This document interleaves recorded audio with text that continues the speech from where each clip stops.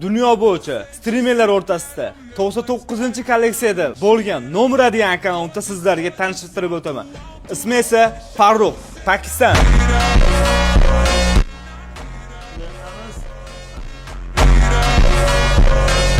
Sizlar nima deb o'ylaysizlar? 99-kolleksiyaga kelgungacha qancha pul sarflab yuborgan Farruh? O'zidan bir qator bu narsani so'rab o'tamiz.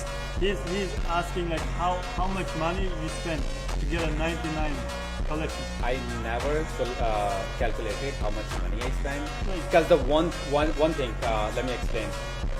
The one time I was trying to like calculate everything, and I got like the anxiety because I spent so much money, and I was thinking if I spend this much money on something else, I could be somewhere else in the world. But yes, I spent a lot of money.